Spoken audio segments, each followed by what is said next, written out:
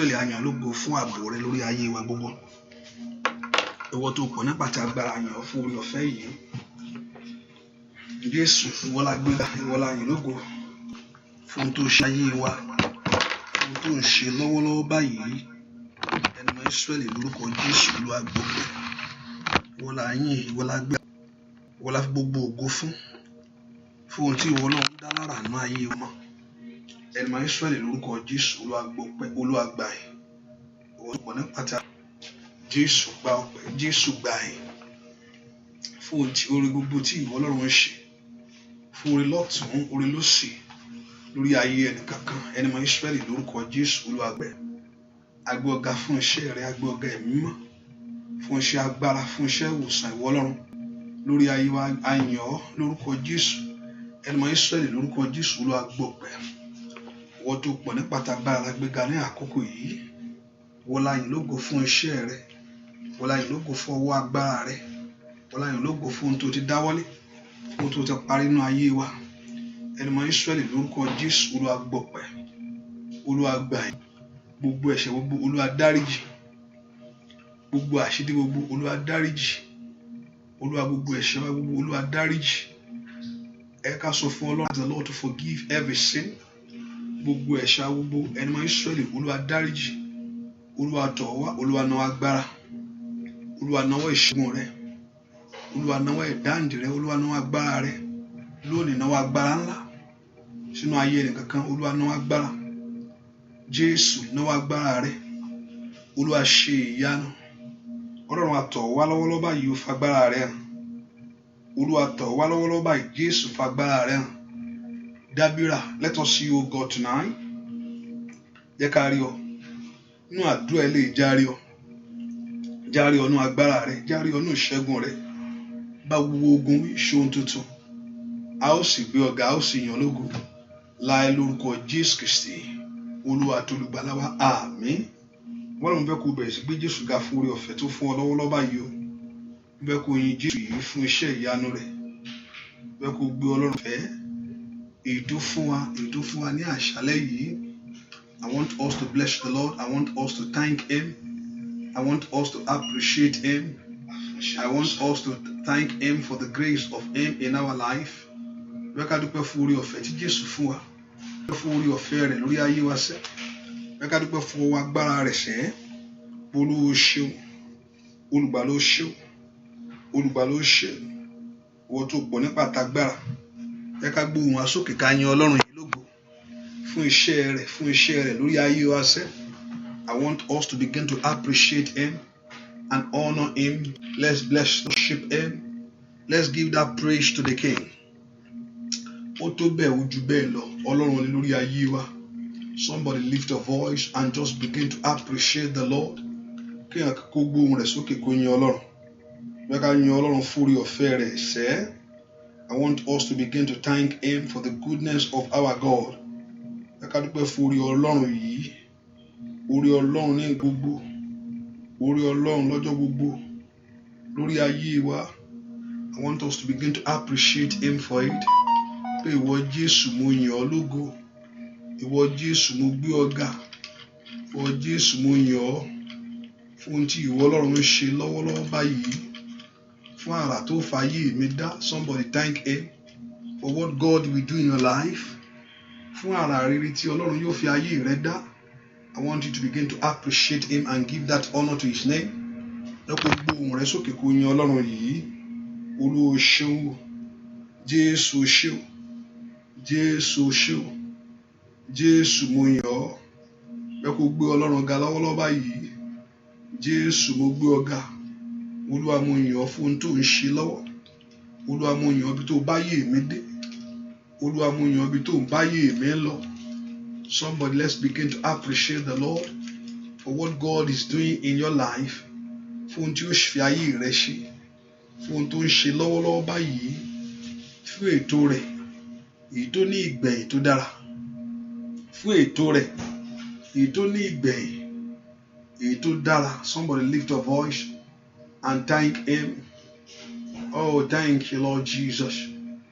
Pẹ̀lú Ọlọ́run yìí, Olúwa mo yìn ọ́, Olúwa mo yìn ọ́, Olúwa mo yìn ọ́, Olúwa mo yìn ọ́, Olúwa mo yìn ọ́. Dúpẹ́ lọ́wọ́ Jésù, fẹ̀mí ìmoore ìrànwọ́ rẹ̀ sẹ́. Olúwa mo yìn ọ́. Dúpẹ́ lọ́wọ́ Ọlọ́run yìí, ọba tó fi agbára fún ọ, ọba tó fi agbára fún èmi àti rẹ. Lẹ́kọ̀ọ́ gbé Jésù ga sẹ́. I want us to begin to appreciate him. Ọba tó fi agbára fún èmi àti rẹ. Thank him. Let's appreciate him. Ọba tó fi agbára fún èmi àti ẹ. Thank him, the one that has strengthened us, the one that has strengthened our life, the one that has given us the grace to see the. Let's appreciate him. Ọba tó fún wa láǹfààní láti rí èní. Somebody thank him and bless the Lord. Kí ẹ kó gbóhùn rẹ̀ sókè kó yìn Ọlọ́run. Olúwa mà ṣeun fún ìrìn àjò ayé mi. Olúwa mà ṣeun fún ìrìn àjò ayé mi. Olúwa mà ṣeun fún ìrìn àjò ayé àwọn ọmọ mi. Olúwa mà ṣeun. Dúpẹ́ lọ́wọ́ Ọlọ́run yìí. Jésù ṣeun fún oore ńlá tó ṣe fún mi, fún oore ọjọ́ gbogbo, oore ìgbà gbogbo, èyí tó ṣe nínú ayé àwọn ọmọ mi gbogbo.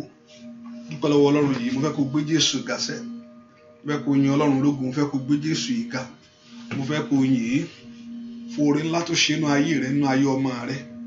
Mo fẹ́ kó yìn Jésù fún oore ńlá tó ṣe nínú ilé rẹ sẹ́.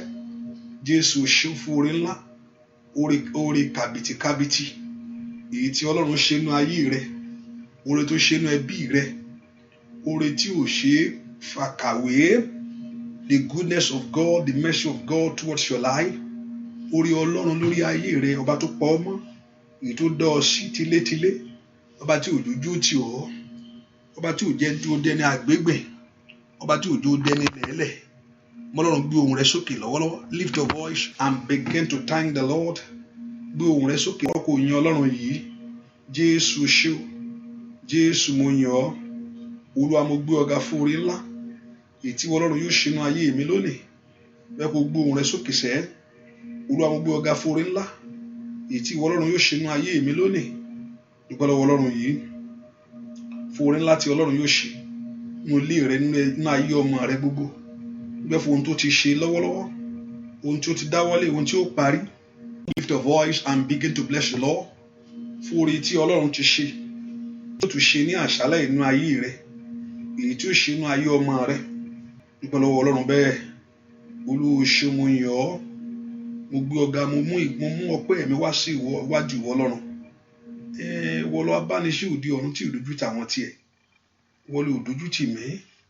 Somebody lift your voice and thank him. Ọba tí ò dojú ìgbàgbọ́ tì ọ́, ọba tí ò dojú dẹlẹ́yà láàrin ẹbí, ọba tí ò jẹ́ kí yẹ̀yẹ́ rẹ tí ò dojú tì ọ́.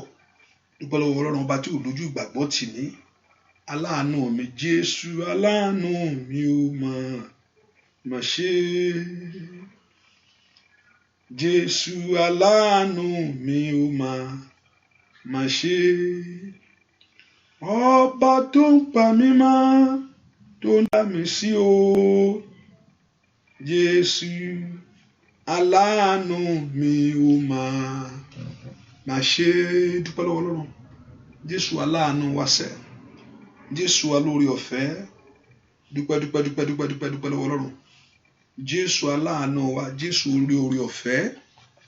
Lift your voice and appreciate him. Dúpẹ́ lọ́wọ́ Ọlọ́run yìí. Bẹ́ẹ̀ kó fẹ̀mí ìmoore hàn níwájú Jésù yìí. Ọba tí ò jẹ́ kó bàjẹ́, ọba tí ò jẹ́ ó burú, ọba tí ò jẹ́ ó tán, tí ò jẹ́ kí Sátánì kó borí ayé rẹ. Somebody exalt him and magnify him. Dúpẹ́ lọ́wọ́ Ọlọ́run yìí. Jésù ṣé o. Mo gbé ọ̀gá, mo gbé ọ̀gá. Ìwọ Mèsáyà, mo gbé ọ̀gá. Torí ìwọ ọba, mo gbé ọ̀gá. Ìwọ Mèsáyà, mo gbé ọ̀gá. Torí ìwọ ọba, mo gbé ọ̀gá. Ìwọ Mèsáyà, mo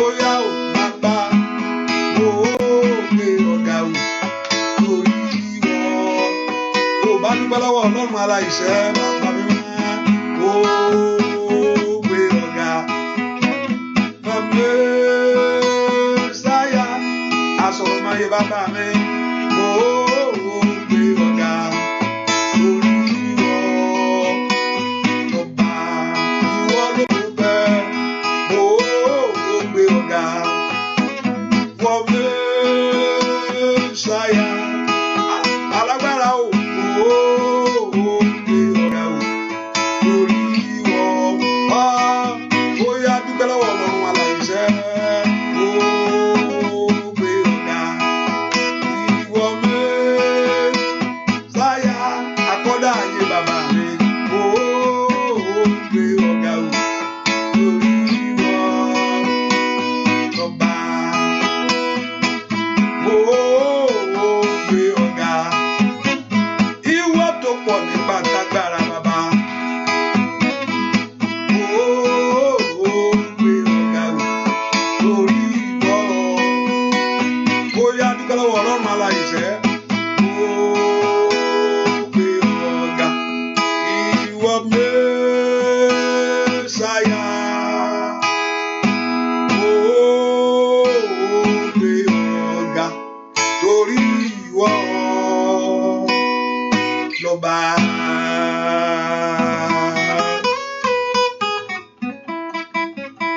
Dúpẹ́ lọ́wọ́ Ọlọ́run ẹ bá mi gbé ga o. Ẹ bá mi bàbá ọwọ́ rẹ̀ dà. Oníṣẹ́ ìyanu ni o. Àwa máa rí ìdí o. Lọ́ọ̀lù ó yá dúpẹ́ lọ́wọ́ Ọlọ́run aláyè. Ẹ bá mi gbé ga o. Alágbára gíga. Ẹ bá mi bàbá ó tó bẹ́ẹ̀ ó jù bẹ́ẹ̀ lọ. Oníṣẹ́ ìyanu ni o. Kábíyèsí ńlá àwa máa rí ìdí o. Lọ́lọ́run wa akọ́dá yóò mọ̀ ṣe bàbá mi. Kábíyèsí mo gbọ́ ọ̀gá o. Ó tó bẹ́ẹ̀. Mo ṣe Ọlọ́run mi bàbá ńlá. Mo ṣe olórí ọ̀run lórí ẹbí. Ó tó bẹ́ẹ̀ ó jù bẹ́ẹ̀ lọ bàbá mi àgbà. Akọ́dá ayé bàbá ńlá bàbá. Ó bá yọ Ọlọ́run lógo. Lórí ilé rẹ o, lórí ọ̀nà rẹ ni. Bàbá ẹ bá mi gbé ga o. Ẹ bá mi yìn bá. Ẹ bá mi yìn bàbá ṣá. Ó iṣẹ́ ìyanu ni o. Àwa máa rí ìdí o. Ọlọ́run ó yá ẹ bá mi gbé ga bàbá. Ẹ bá mi gbé ga o. Kábíyèsí o tó bẹ́ẹ̀ ó jù bẹ́ẹ̀ lọ. Ẹ bá mi bàbá o.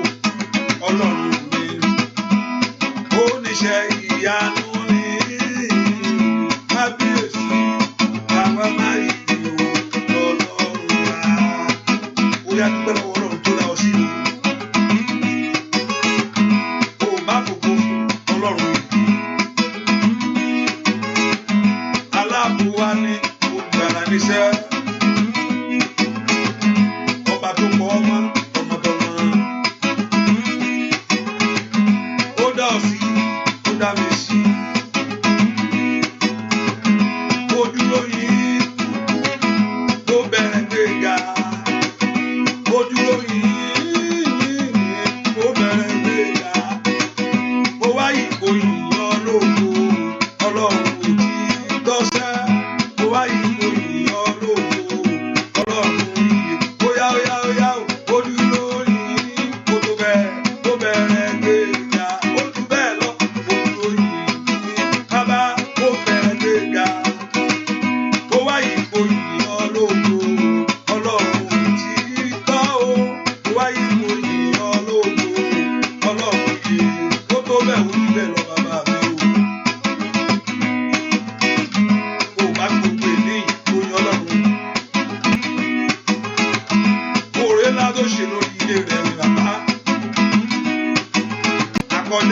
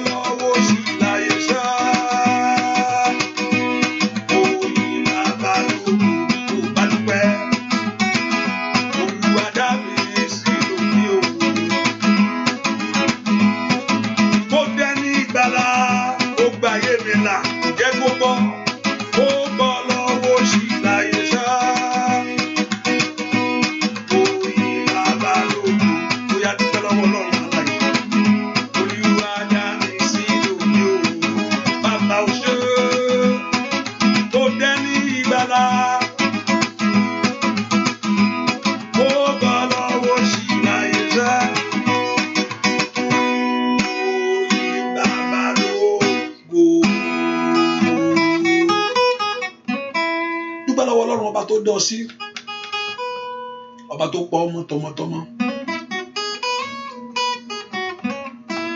ọba tí ò jẹ́ kí Sátánì kó ṣògo lórí ayé rẹ̀. Kábíyèsí o ṣé o, mo mú ọpẹ́ mi wá bàbá, lift up appreciate him. Jésù o ṣé o, Jésù o ṣé o, ọba tó tó bẹ́ẹ̀ tó jù bẹ́ẹ̀ lọ, ó dá ọ sí fún ìdí kan ní. Ọ̀tá rò kó o ṣubú, ọ̀tá rò kó o lulẹ̀, Ọlọ́run ni ó gbà. Oṣù kẹjọ ló ń lò lọ yìí, ọba tó rẹ̀ ó dá kó mú ọ parí ẹ̀. Ọba tó mú ọ bẹ̀rẹ̀ ọdún yìí, ó dá kó mú ọ parí ẹ̀. Ó mọ̀ pé ọdún yìí ò ní gbé ọ jẹ, ìwọ ni ó yege, ìwọ ló borí. Wàá ká hallelujah ní ọdún yìí sẹ́. Fún oore ọ̀fẹ́ kò ní mú ọ délé kó tó tójú tì ọ́. Father, I lift my voice to you, God. Mo gbé òṣì ìwọ Ọlọ́run. Thank you, Jesus. Gbọ́ àdúrà lórúkọ Jésù Kristi. Olúwa wa, àmín. Mo fẹ́ kó sọ fún Ọlọ́run. Olúwa gbogbo ẹ̀ṣẹ̀ mi gbogbo, all my sin. Sọ fún Jésù kó dáríjì ọ́. Ask him to forgive every sin. Sọ fún Ọlọ́run, Olúwa gbogbo ẹ̀ṣẹ̀ mi gbogbo. Gbogbo ẹ̀ṣẹ̀ mi gbogbo wájú rẹ. Sọ fún Jésù sẹ́. My Lord and my God, forgive me all my sin. Olúwa dárí gbogbo àṣírí mi jì. Gbogbo àṣírí mi gbogbo, all my sin before you. Ohunkóhun tí ó mú ìjìyà wá, tí òfin ní gbóhùn ẹkún mi lónìí, that the Lord Jehovah God will not forgive you all your sin. Ohun tí ò ní jẹ́ kí Ọlọ́run kó gbóhùn ẹkún rẹ, ask him to forgive every sin. Ó ní ìdáríjì ń bẹ lọ́wọ́ Ọlọ́run kí a lè máa bẹ̀rù rẹ̀. Olúwa gbogbo àṣídédé mi gbogbo, Lord forgive me all my sin. Olúwa fi ẹ̀jẹ̀ ńlá rẹ wẹ̀ mí, wash me in your blood. Ìwọ ẹ̀jẹ̀ Jésù wẹ̀ ayé mi ní àṣálẹ́ yìí. Ask the blood of Jesus Christ to wash you. Orúkọ Jésù, Olúwa fi ẹ̀jẹ̀ rẹ wẹ̀ mí. Orúkọ Jésù dáadáa, that the blood of Jesus Christ cleanse you from all iniquity. Olúwa kó wẹ̀ gbogbo àbàwọ́n àti àṣedédé wájú Ọlọ́run. Orúkọ Jésù, gbọ́ àdúrà lórúkọ Jésù Kristi. Olúwa wẹ̀ orúkọ Jésù. Olúwa tún tèmi ṣe fún mi. Ìdí kan, mo ní yòókè ń gbàdúrà fún kọ́ ká gbọ́ Ọlọ́run pọ̀ sí. Ká gbọ́ Ọlọ́run, God will never change, the same God forever and ever. Àwa la ní ìdí kan lọ́wọ́ rẹ̀. Bí à ń gbàdúrà kí iṣẹ́ Olúwa tẹ̀síwájú, kí iṣẹ́ Olúwa gbòòrò fún ara wa náà ni. Ọlọ́run ò ní ìdí ẹ̀. Kò sẹ́ pé ta ló fẹ́ gbàjọba, ta lẹ́ni náà tó fẹ́ gbàjọba lọ́wọ́ ẹ̀. Ṣé Sátánì ṣètì? Sátánì ṣètì, ta lẹ́ wá ní náà, who is the person? Gbogbo ohun tá à ń fẹ́, all all what we are praying for before the Lord is for our life. Ohunkóhun tá à ń gbàdúrà fún is about your life, is about my life. Ohun tá a fẹ́ lọ́wọ́ Ọlọ́run is about us. Ẹ pe orúkọ Jésù. Olúwa mo tọ̀ wá ní àṣálẹ́ yìí. Olúwa dá sí ọ̀rọ̀ ayé mi. Ask the Lord to intervene concerning your life. Olúwa gbóhùn ẹkún mi ní àṣálẹ́ yìí. Ask the Lord to step into your matters today. Olúwa fọ́ọ̀kan ayé mi sẹ́fẹ́ kó di inú agbára rẹ̀. Mẹ́kò náwó agbára ńlá. Ọwọ́ agbára tí kìí dojú ti ayé ẹni. Ọwọ́ agbára tí ń gbé ayé ẹni sókè. Ọwọ́ agbára tí ń ra ayé ẹni lọ́wọ́. Olúwa náwó agbára rẹ̀. You are my shepherd. Remember I say Jesus, my shepherd. Ìwọ olùṣọ́-àgùntàn mi. Ẹ pe orúkọ Jésù. Ó yá dáwọ́lé ayé mi. Pe orúkọ Jésù. Ask the Lord to intervene. Ask the Lord to step in concerning your life. Olúwa dá sí ọ̀rọ̀ ayé mi lónìí. Pe orúkọ Jésù dáadáa. Olúwa dá sí ọ̀rọ̀ ayé mi o. Olúwa mo gbé ayé mi tọ̀ wá. Ní orúkọ Jésù. Makali abako sato bẹ̀rù sàtẹ̀. Pe orúkọ Jésù, the Lord should step in. Olúwa dá sí ọ̀rọ̀ ayé àwọn ọmọ mi. Pe orúkọ Jésù. Ọ̀rọ̀ ayé mi fẹ́ ìdásí. Ọ̀rọ̀ ayé mi fẹ́ ìfọwọ́kàn ìwọ Ọlọ́run. Mẹ́kò bá mi tú ayé mi tò fún mi. Mẹ́kò tú ayé ọmọ mi tò. Mẹ́kò tú ìrìn àjò mi tò. Mẹ́kò gbàgbà lọ́wọ́ alágbára nú ayé mi lónìí. Mẹ́kò yanjú ọ̀rọ̀ ayé mi kí ayé mi kó gbó tó lójú. Mẹ́kì ayé mi kó létò. Gbogbo ayé tí ayé ti dàrú. Ní orúkọ Jésù. Mẹ́kò bá mi ṣe tèmi ní àṣálẹ́ yìí. Pe orúkọ Jésù. Olúwa dá sọ̀rọ̀ mi. Pe orúkọ Jésù dáadáa. Ask the Lord to intervene concerning your case. Gbọ́ àdúrà lórúkọ Jésù Kristi. Olúwa wá bára rẹ ṣe tèmi o bàbá. Fà bára rẹ ṣe tèmi. Fà bára rẹ ṣe tèmi o. Fà bára rẹ ṣe tèmi. Kó dára fún mi láyé. Kó dára fún mi lọ́run. Kókó méjì kéèyàn kó méjèèjì papọ̀ ló dájú. Orí mi kó yẹ fún ìgbàlà. Bára rẹ ṣe tèmi. I was just thinking this afternoon and say why do we need things in life? Why do we cry for many things? Even though at the end someone will leave all those things. I just begin to look at it that even even though all those things you're going to leave behind, kéèyàn bímọ èèyàn náà leave it behind. Kò sẹ́ni tó gbàdúrà pé kí ọmọ kéèyàn pé mo fẹ́ jayé kéèyàn ọmọ Olúwa gbàdúrà kó lu ẹ̀ lọ aṣáájú ọmọ ni. Ilé tó lẹ̀ kọ́ Olúwa náà gbélẹ̀ ni. And I just begin to think about it. But why do we cry for many things? We pray for many things. We fast. Because àfẹ́ kójú wa náà rí rẹ́dẹ̀rẹ́dẹ́ náà ni. You want something great to happen before you.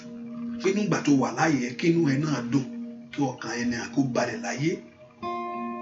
Lóòótọ́ gbogbo ẹ̀ lólu àkólẹ̀. Gbogbo ẹ̀ lólu àkólẹ̀. Ṣùgbọ́n nígbà as long as you are in this world, because you want to be happy. Ọ̀fẹ́ kọkàn ẹ balẹ̀. Ẹni tí àwọn èèyàn ń bímọ lẹ́gbẹ̀ẹ́ rẹ̀ tí ò rọ́mọ bí. Inú ò ní dùn. Ohun tó ń ṣe láyé nìyẹn. Ohun tó ń ṣe inú ayé ìwọ náà fẹ́ ká ayé rẹ̀ tiẹ̀ náà ṣe. Ohun táwọn èèyàn ní láyé ìwọ fẹ́ kí ìwọ náà ní. I'm not talking about that kéèyàn máa lé ayé o. I'm not talking about that in that sense. I'm talking about your achievement. Kéèyàn náà ní ipa. Kéèyàn náà ní ipa tó kó. Káwọn èèyàn bá wọ kí ìwọ náà jẹ́ alábùkún fún àwọn ènìyàn. Fà agbára rẹ ṣe tèmi o bàbá. Fà agbára rẹ ṣe tèmi. Fà agbára ṣe tèmi o. Fà agbára rẹ ṣe tèmi. Ó dára fún mi láyé. Ó dára fún mi lọ́run. Orí mi kò yẹ fún ìgbàlà. Fà agbára rẹ óyá. Bàbá mi máa bá bára rẹ̀ ṣe tèmi ò kọ́ Adéyẹ̀mí. Bá bára rẹ̀ ṣe tèmi. Agbára rẹ̀ ṣe tèmi ò Olódùmarè bàbá mi. Bá bára rẹ̀ ṣe tèmi. Ó dára fún mi láyé bàbá. Ó dára fún mi lọ́run.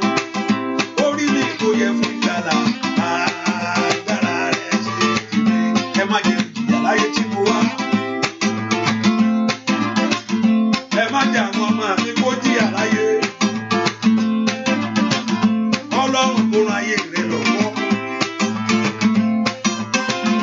Ọlọ́run kó dìde nítorí ọ̀rọ̀ rẹ kò bí sẹ́. Agbára rẹ ṣe tèmi o. Agbára rẹ ṣe tèmi o. Agbára rẹ yanjú ọ̀rọ̀ mi o, bàbá mi. Agbára rẹ ṣe tèmi. Ó dára fún mi láyé, ó dára fún mi lọ́run. Orí mi kò yẹ fún ìgbàlà bàrà. Ó yá káyé mi kò yẹ fún ìgbàlà bàrà. Ó yá lórí ọmọ rẹ ni mo wí bàbá mi máa bàrà. Lórí iṣẹ́ rẹ ni bàrà. Lórí ilé rẹ bàrà rẹ ṣe tìmí. Lórí ayé rẹ bàrà rẹ ṣe. Orí mi kò yẹ fún àṣeyọrí láyé. Ó yá. Orí rẹ kò yẹ fún ìgbàlà bàrà rẹ ṣe tìmí. Kó má mú àkùkọ láyé mọ́. Bàrà rẹ ṣe tìmí. Ọwọ́ rẹ kó tókè. Bàrà rẹ ṣe tìmí. Ẹnu rẹ kó tọrọ sọ láyé bàrà. Ó yá Ọlọ́run mi. Jésù. Ó yá Ẹlẹ́dàá mi o. Bàrà rẹ ṣe tìmí. Máa yá àwọn ènìyàn lọ́wọ́. Bàrà rẹ ṣe tìmí. Máa yá lọ ayé wọn lọ́wọ́. Kọ́lé wọn lọ́wọ́ Ọlọ́run mi bàbá. Bàrà rẹ ṣe. Orí rẹ kó yẹ fún ìgbàlà lórí. Ayé rẹ kó yẹ fún ìgbàlà bàrà rẹ ṣe tìmí. Kójú mọ́ ṣe tì ọ́ láyé. Bàrà. Ó yá.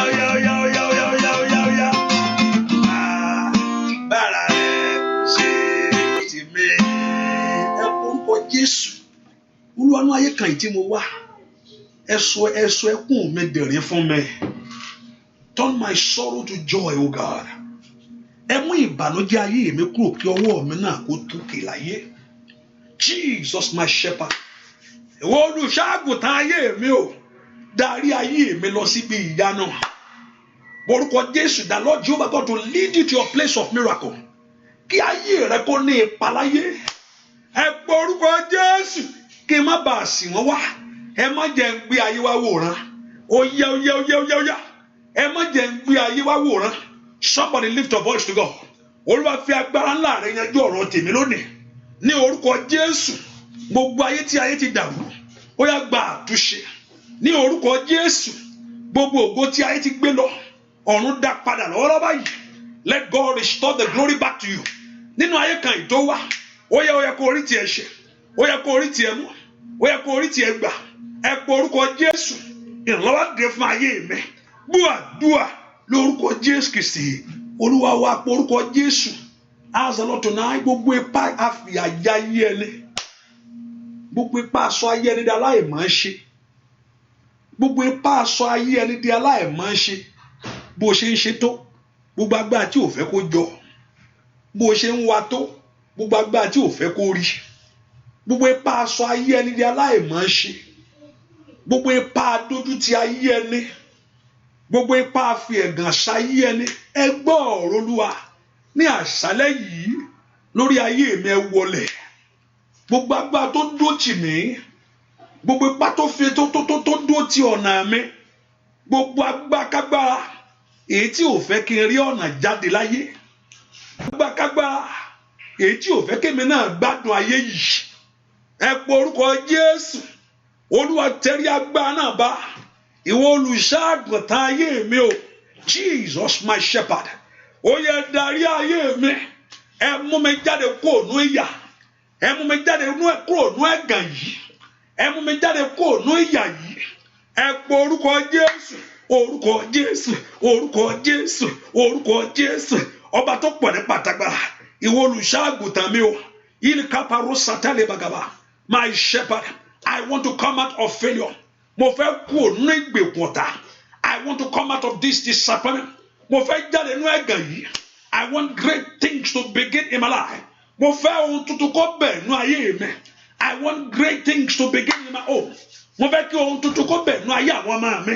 Ẹ pọ orúkọ Jésù mi tẹ́ wá sẹ́. Gbogbo ipá dáyé ẹni dúró. Gbogbo ipá fi ẹ̀gàn sí ayé ẹni. Gbogbo agbára lásán nídìí aláìmọ̀ ń ṣe. Gbogbo agbára tí ò fẹ́ kó oróore tọ́ka sí. Gbogbo agbára tí ò fẹ́ kó oróore. Gbogbo agbára láyọ̀ jẹ́. Ẹ pọ orúkọ Jésù lórí ìrìn àjò ayé mi. Olúwa sọ́dọ̀ fún gbọ́ àdúrà lórúkọ Jésù Kristi. Olúwa wa àmín. Mi nígbà alákòókò. Hallelujah. You can just be a blessing to somebody else. Praise the Lord. I hope everyone is listening to me. Hallelujah. You can be a blessing by sending this prayer to somebody else. Ẹ pọ orúkọ Jésù. Gbogbo ojú tó ń ṣọ́ ayé mi, every evil eyes. Gbogbo ojú tó ń ṣọ́ ògo mi. Tó bá tiẹ̀ ń ṣọ́ ògo Olúwa kò tí nǹkan tó bá dì bẹ́ẹ̀. Tó ń ṣọ́ fún rere kò bá dé ẹ̀dá. If somebody is watching you, monitoring you, and they are monitoring you for success, there's nothing bad for somebody to monitor you. There's nothing bad in that. But nobody for failure. Pé ká máa ṣọ́ ayé èèyàn fún ìtìjú ò ní ò dá. Tíyàn bá kẹ̀tẹ̀ ń ṣọ́ ayé èèyàn, it's okay. Tó bá ń ṣọ́ ayé èèyàn kò sí problem. To far the aim determine whether it's good or bad. Tíyàn kan bá ń ṣọ́ mi nísìnyí, and kò ṣọ́ mi kí n ṣubú, kò ṣọ́ mi kí n lọ ẹ̀. But you just, to guide, no problem. But kíyàn máa ṣọ́ ayé ẹni, pé ká ayé ẹni ṣubú kó mọ̀ rí ṣe, ó bẹ̀ ní ò dáa. Bẹ́ẹ̀ kẹ́nìkan gbàdúrà, mo bẹ́ẹ̀ nìkan sọ̀rọ̀, I'm talking to somebody right now. Mo bẹ́ẹ̀ nìkan sọ̀rọ̀ ọwọ́ nípa orí ọ̀fẹ́ Ọlọ́run.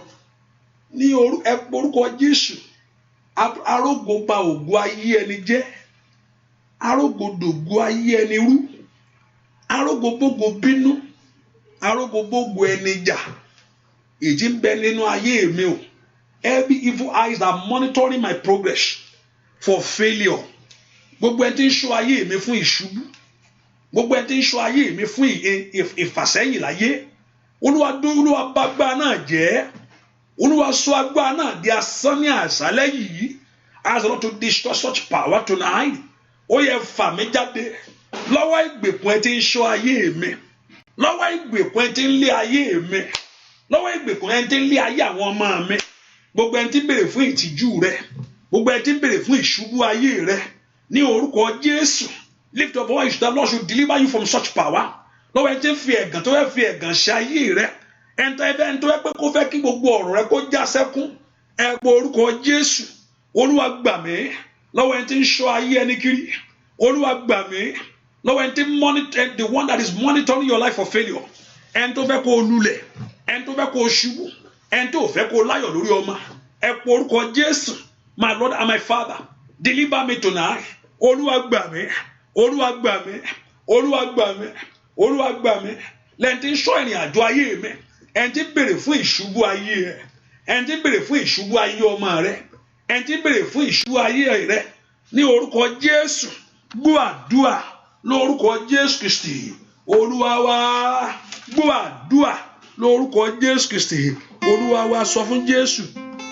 Ó ti tó gẹ́ o Jésù. Ó ti tó gẹ́ o Jésù. Jẹ́ kí ogun èṣù ayé mi kó parẹ́. Ó ti tó gẹ́ o Jésù. Óyá. Ó ti tó gẹ́ o Jésù. Ó tó gẹ́. Ó ti tó gẹ́ o Jésù. Jẹ́ kí ogun èṣù ayé mi kó parẹ́. Ó ti tó gẹ́ o Jésù. Gbàdúrà. Ó ti tó gẹ́ o Ọlọ́run nínú ayé mi. Ó ti tó gẹ́ o Jésù.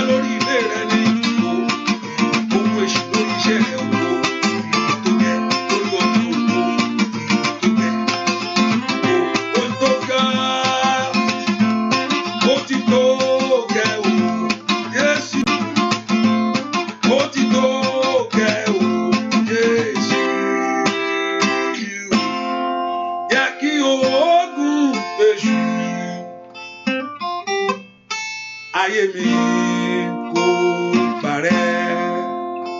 Ó ti tó gẹ́ o Jésù. Ẹ porúkọ Jésù lóru èní tàbí lónìí tonight. Olúwa jẹ́ kí òpin dé bá ohun tó ń bà mí láyọ̀ jẹ́. Lord, put an end with everything that is destroying my joy. Olúwa fi òpin sí ìtìjú mi lónìí with everything that has been things of a shame. Ohun tó ti di ìtìjú, ohun tó ti di ẹ̀gàn láàrin ẹbí lórí ọmọ mi gbogbo, ohun tí ò jẹ́ kí inú mi dùn. Olúwa ó tó gẹ́ lónìí. God, put an end. Olúwa fi òpin sí ìyà yìí. Olúwa fi òpin sí ẹ̀gàn yìí. Olúwa fi òpin sí ogun yìí. Ẹ porúkọ Jésù. Ọlọ́run ó tó gẹ́ nínú ayé mi lónìí. Kàlí àbáwò ṣàǹtó pẹ̀rẹ̀ndẹ́ kàpẹ́rù sádà. Porúkọ Jésù dáadáa. Olúwa fi òpin sí. Ogun ayé mi fi òpin sí. Ogun ayé ọmọ mi fi òpin sí. Ogun ilé mi fi òpin sí. Ẹ̀yin kàtẹ́lì gàbàkọ́ sọ̀tàyàbá. Ẹ gbàdúrà. Ó tó gẹ́ Ọlọ́run. Àṣetì tó gẹ́. Ó tó gẹ́ Ọlọ́run. Àrọ́mọbí mi tó gẹ́. Ẹ porúkọ Jésù. The Lord Jehovah God to put an end to failure in your life, to disappointment of your life. Gbàdúrà lórúkọ Jésù Kristi. Olúwa ẹ porúkọ Jésù. Alágbára tí ń lo agbára ẹ̀ lórí mi. Agbára ẹ̀ kó bàjẹ́.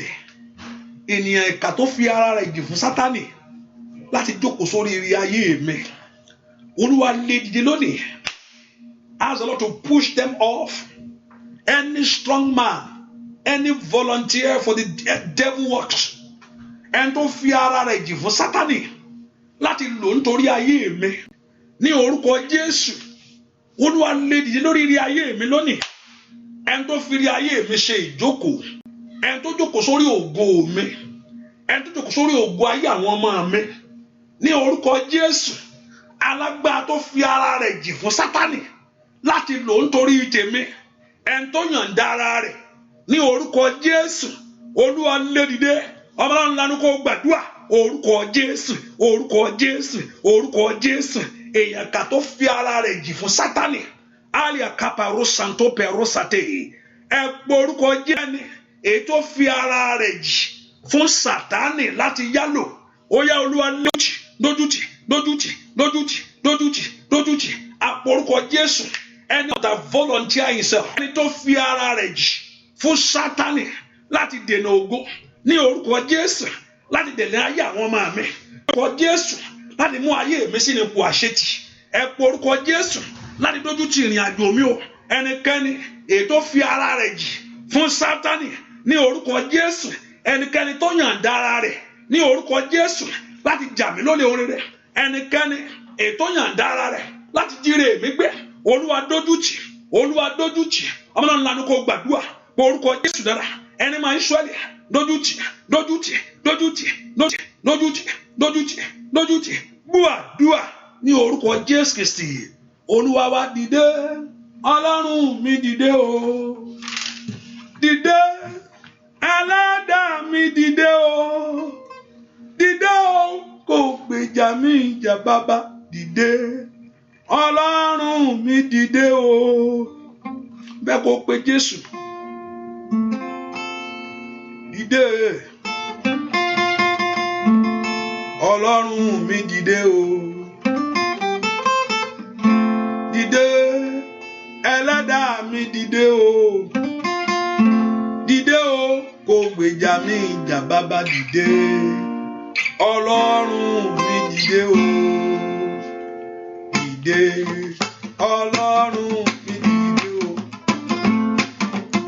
Dìde. Ẹlẹ́dàá mi dìde o. Ó yá. Dìde o. Kó gbèjà mi jà bàbá. Dìde. Ọlọ́run mi dìde o. Bàbá o. Dìde. Ọlọ́run mi dìde o. Dìde. Ẹlẹ́dàá mi dìde o. Kábíyèsí ńlá o.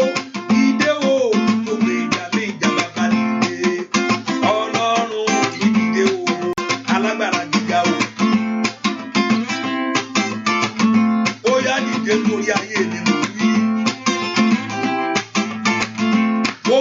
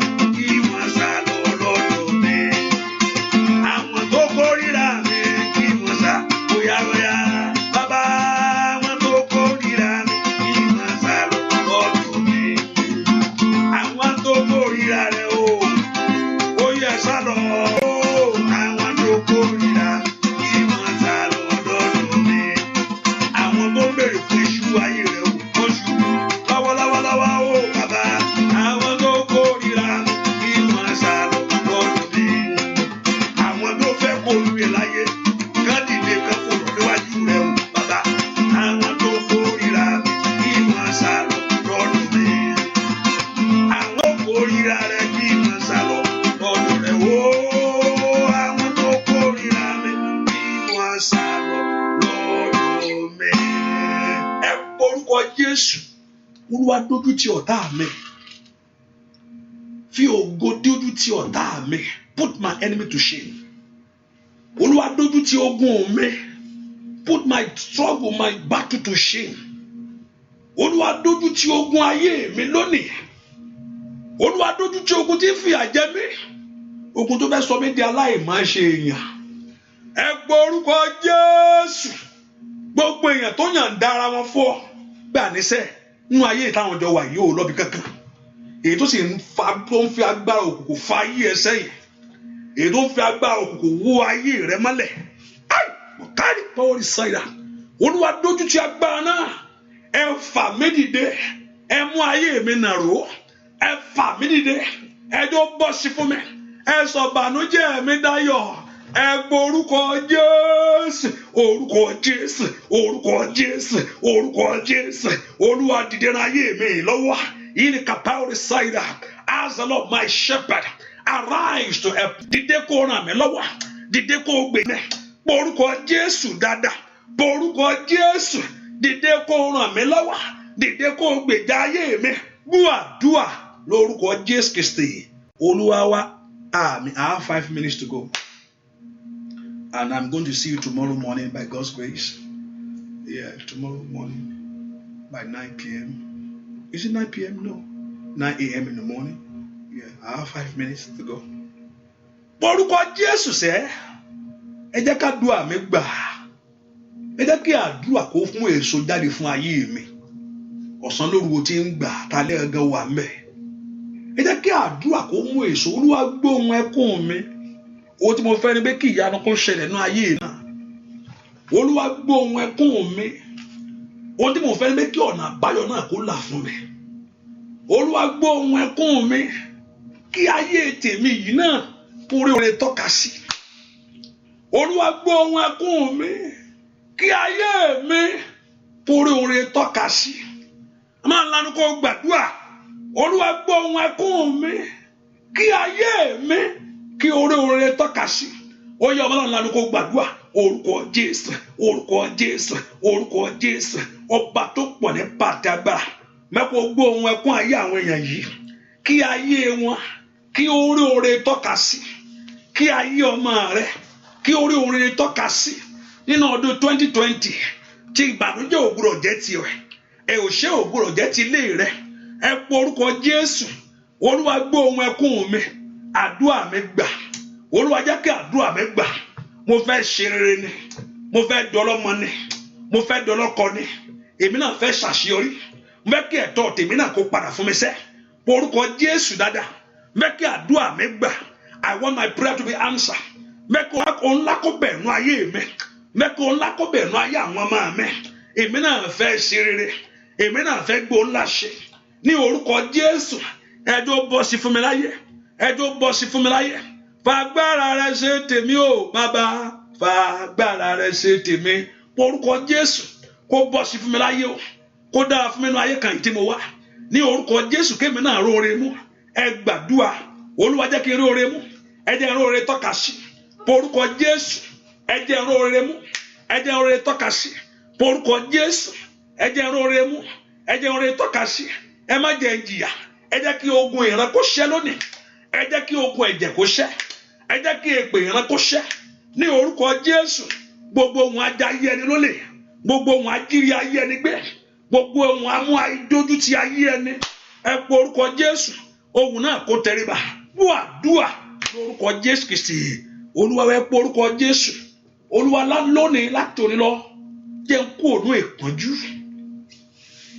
let me come out of suffering Olúwa mú mi kú òun ìpọ́njú ìpọ́njú ọkọ ìpọ́njú àríṣẹ́ṣe orúkọ Jésù dáadáa Olúwa mú ayé mi kú òun ìpọ́njú má jẹ́ ayé pọ́n mi lójúmọ́ má jẹ́ oore jẹ mí yà má jẹ́ oore jẹ mí yà tọmọtọmọ má jẹ́ n sunkún mọ́ o gbọ́dọ̀ ọmọ sunkún mọ́ láyé o gbọ́dọ̀ ọkọ sunkún mọ́ o gbọ́dọ̀ tún ronú ayé rẹ kó bú ẹkún ọ̀pọ̀lọpọ̀ kò bá ronú ayé rẹ tó ṣèṣirò ayé ẹ agbọ́ láti jọ Olúwa o gbọ́dọ̀ ronú ayé rẹ kó bú ẹkún ó gbọ́dọ̀ wo ẹ̀yìn wò kó sunkún kó yẹ kó wo ẹ̀yìn wò kó dúpẹ́ lọ́wọ́ Ọlọ́run kó tún wọjọ́ ọ̀la rẹ kó tún dúpẹ́ lọ́wọ́ Jésù ó gbọ́dọ̀ wo ẹ̀yìn wò pé láti jọ́ tí mo ti wà bí iná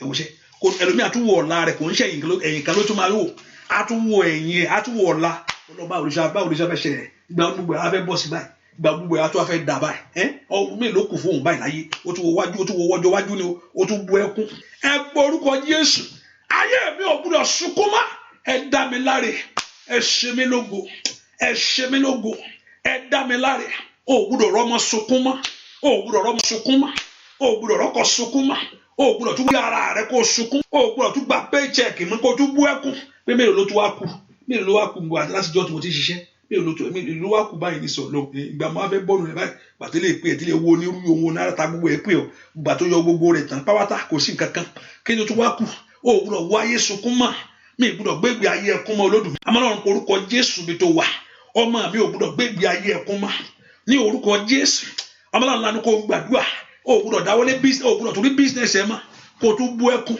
Olúwa ṣe mí lógo rere ṣe mí lógo rere ṣe mí lógo rere ṣe mí lógo rere ṣe mí lógo rere ṣe mí lógo rere ìwọ olùṣọ́-àgùntàn mi my shepherd ìwọ olùṣọ́-àgùntàn mi ẹ ṣe mí lógo rere bẹ́ẹ̀ ni ó sì rí láì lórúkọ Jésù Kristi Olúwa wa àmín ṣàmìlára àmín ṣàmìlára àmín mo gbàdúrà fún gbogbo ẹni tó ń bẹnu àdúrà yìí àtẹ̀ntẹ̀ tó gbọ́ pé ní orúkọ Jésù pé kí ìdààmú yẹn kó dópin lónìí àmín ṣàmì dáadáa. I pray for everyone that is listening to me, your suffering and your shame, your disappointment of life, ìpọ́njú rẹ kó tán lónìí àmín. Alágbára tó yàn dára rẹ̀ fún ayé rẹ̀, alágbára tó yàn dára rẹ̀ fún ayé ọmọ rẹ̀ pé fi mí lẹ̀ èmi àti ẹ̀ ní kò síbi tí ó lọ láyé, pé fi lẹ̀ èmi àti ẹ̀ ní kò síbi tí mo ló fẹ́ lọ kò lọ́bi kankan. Alágbára èyí tó yàn dára rẹ̀ fún ayé ẹ̀ pé àníṣe òun ó bẹ wọ ni pé kò fò kó nìṣòwò ò ní gbà. Alágbára náà ní orúkọ Jésù k'Olúwa kó dójú tì àmín.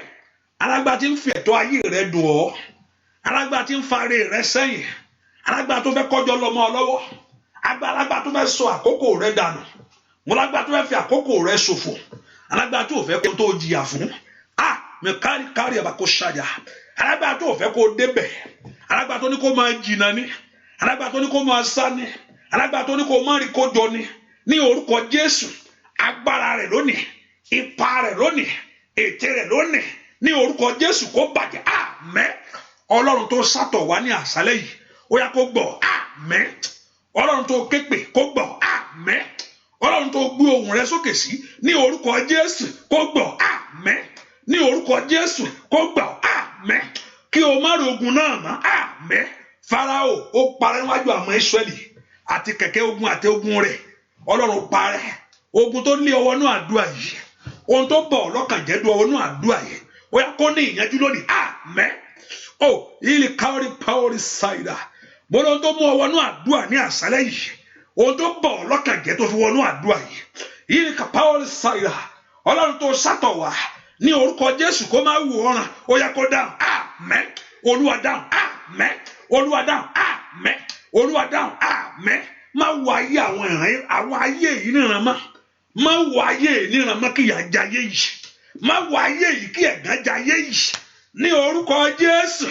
Agbanilágbàtàn atú ayé ẹni sílẹ̀, aṣọ ayé ẹni dídáradára, agbórí ẹni sókè ní orúkọ Jésù ó yá kó dẹ lóhùn àmín. Ọlọ́run tó sádì, Ọlọ́run tó dìrọ̀ mọ́ ní orúkọ Jésù ó yá kó wo tiẹ̀ kó ṣe àmín. Kó gbóhùn ẹ kó dáhùn àmín. K'Olúwa kó fèsì padà sí ọ àmín. Ní orúkọ Jésù ibi tó rán lónìí kó bẹ́ẹ̀ lọ, ọ̀run kó bẹ́ẹ̀ lọ bẹ̀ àmín. Ibi tó ti fẹ́ ìrànlọ́wọ́ kó rí àmín. Ò ní gbàgbànú àdúrà àmín. O ti dúró pẹ́ jù, àkókò ìyanu rẹ kó wá kankan àmín. O ti ń bè látijọ́ yìí ó yá rí gbà àmín. O ti ń wá kiri ní orúkọ Jésù ọ̀run kó fún ọ rí àmín. Ojú ò ní tì ọ́ àmín. Ire rẹ yóò ṣojú ẹ àmín. Sàmì dáadáa, ire rẹ yóò ṣojú ẹ àmín. Kò yẹ pé yóò tún ṣojú ẹ nìkan, wàá jẹ ń bẹ àmín. Abá ọ̀dàlẹ̀ àmín. Abọ̀ ọ̀dàlẹ̀ àmín. Ire rẹ yóò ṣojú ẹ àmín. Kò yẹ pé yóò ṣojú ẹ rẹ nìkan. Ó jẹ́ ń bẹ̀ àmín. Yóò bọ̀ ọ̀dàlẹ̀ àmín. Bẹ́ẹ̀ ni ó sì rí. Eléyìí tó wí níwájú Olúwa ní àṣálẹ́ yìí. Ọ̀run fèsì fún ọ àmín. Rípasẹ̀ àdúrà. Rí ògo àdúrà. Go in God's blessing and return with a great testimony. It shall be well with you. Go in God's blessing and return with a great testimony. So shall it be. In Jesus' name we pray. Amen. Say that amen very louder. Amen. Say that amen very louder. Amen. Hallelujah. Praise the Lord. Let me just put in mind that the prayer continue tonight. No, not tonight. No. The prayer continue tonight, tomorrow morning by God's grace by 9 a.m. Sometimes when I say 9 a.m. because of setup, sometimes it can take a little bit over 9. Just bear with us right now. Sometimes I say 9. I know some people are there, but it starts by 9. But set up all kind of stuff, So it takes some times to do so. But tomorrow morning Eastern time by 9 a.m. you can begin to log in. And for those that get your notification, subscribe to YouTube channel and Facebook, follow on Akoko Ayomi. And I'm going to be on the platform of Akoko Ayomi tomorrow, So the Lord Jehovah God will bless you. And also you can download the Showers of Blessing. You can listen to the Showers of Blessing. And also through the Akoko Ayomi radio app, you can also listen to it. And I know Jehovah God will surprise you.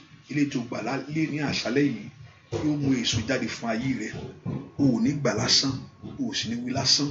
Ọ̀run yóò dáhùn kankan. Ohùn rẹ tí ọ̀run gbọ́ lónìí, wọ́n ó dáhùn sí. Àmín. Igbe rẹ tí ọ̀run gbọ́ lónìí, wọ́n ó fèsì sí. Àmín. Mo pa ní àṣẹ, ohùn rẹ tí Ọlọ́run gbọ́ lónìí yóò dáhùn. Àmín. Abiyamọ ò kí ń gbé kọ́ ọmọ rẹ̀ kó mọ́ ta tíì. Torí o jẹ́ ọmọ Ọlọ́run. O ò pé o jẹ́ ọmọ Ọlọ́run. Ó ní ọmọ Ọlọ́run la ó sì máa pè wọ́n. Torí pé o jẹ́ ọmọ Ọlọ́run, ohùn rẹ tí bàbá rẹ gbọ́ lónìí ní orúkọ kó gbọ́ ìjà. Àmín. Kó wá padà pẹ̀lú ẹ̀rí ńlá. Ohun tó dààmú rẹ dópin o. Lọ́nà ayọ̀ Ọlọ́run. Kó o sorun ìjìnlẹ̀. Kí Olúwa kó bọ́ ọ sọ̀ lójú oorun rẹ. Kó o lálàá ìjìnlẹ̀. Kó Olúwa kó bọ́ ọ sọ̀ lójú oorun rẹ. Kó Olúwa kọ́ ọ mọ̀ ń ṣe. Kó o gbọ́ ohùn Olúwa. Ohùn ìdarí. The voice of direction. Ohùn ìdarí. Kó o gbọ́ lónìí. Bẹ́ẹ̀ ni ó sì rí. In Jesus' name we pray. Amen. The water is covered. That water is covered by the blood of Jesus Christ. Olúwa ya omi ẹ sí mọ́. Agbẹ́ Ọlọ́run wọnú omi ẹ lọ. Bẹ́ẹ̀ ni ó sì rí. Jésù Kristi Olúwa wa. Àmín. Àmín. Àmín lórúkọ Jésù. God bless you. See you tomorrow morning. God bless you. Thank you for coming. Thank you for being here. It's good to see you. God bless. See you tomorrow morning by 9 a.m. God bless you. Bye-bye. Bye-bye.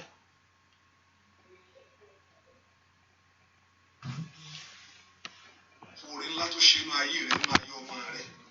Bẹ́ẹ̀ kò yin Jésù fún orí ńlá tó ṣe inú ilé rẹ ṣẹ́. Jésù ṣe fún orí ńlá.